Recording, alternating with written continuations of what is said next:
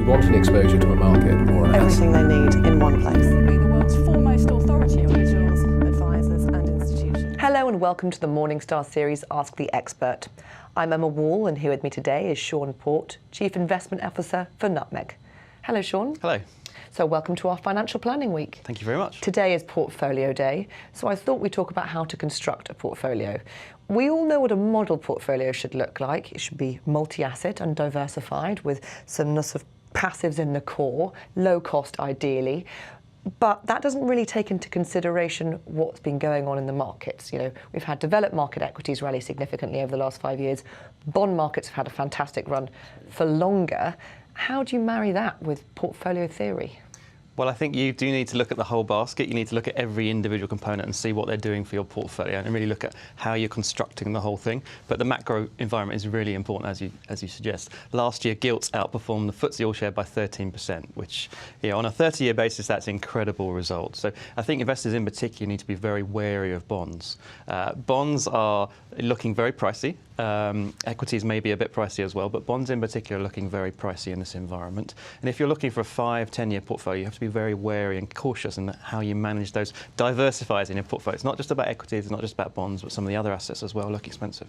So looking at bonds then, you still need to include bonds in a portfolio because they do offer that diversification and they can offer the only fixed income where equities income can fluctuate. But where should you be looking for those bonds? Because as you mentioned, some of them are very expensive. Yes, I think short-dated, short maturity corporate bonds, so less than 5 years to mature, I think they've still got a reasonable yield, certainly going to do better than cash. And even in a rising rate environment, those bonds are still going to deliver you a reasonable return. Whereas longer-dated government bonds, say the 20, 30-year bonds, you could have some losses of 10, 15, maybe even 20% on those bonds over the next few years. So you can get some bond returns out of bonds, and they're still a good diversifier in a portfolio.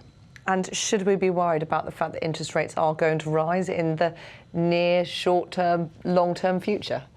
Well, if you look at every cycle over the last 30, 40 years, actually equities have done reasonably well through an interest rate cycle. Every cycle is different, but generally when rates are going up, it means the economy is doing really well. And what we haven't actually seen in most economies is improving sales growth. We've seen really massive expansion in margins for most companies, which has really driven profits. But you haven't seen this top-line sales growth start to get momentum.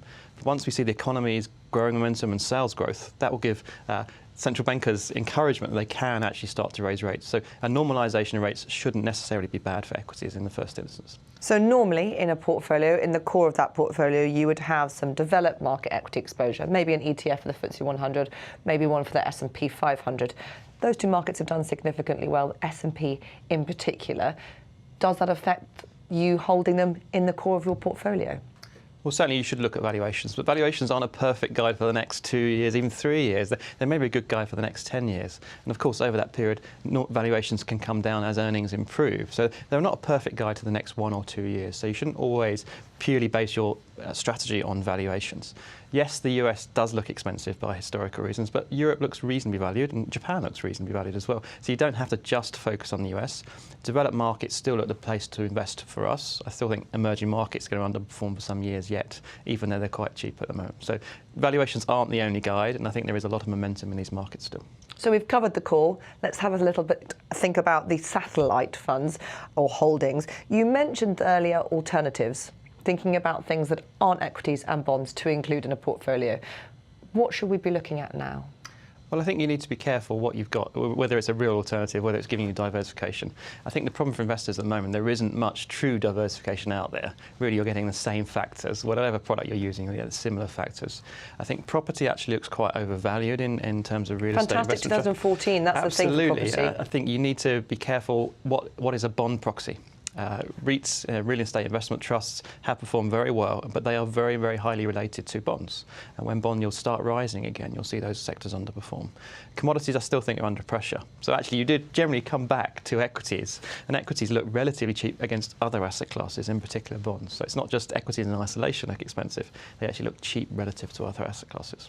So perhaps if you're not okay about emerging markets, you could be looking up the risk scale to sort of smaller European. I mean, is that the sort of thing? Yeah, I think Scandinavian economies look very interesting. Smaller markets, but actually doing very well, very strong performance. You've seen Italy in particular do quite a bit better in the stock market. And the DAX, the good old German stock market, incredible year so far, up 20%, quality companies and still reasonable valuation. So you don't have to just invest broadly. You can look at individual countries where there's some good, good opportunities. Sean, thank you very much. Pleasure. This is Emma Wall for Morningstar. Thank you for watching.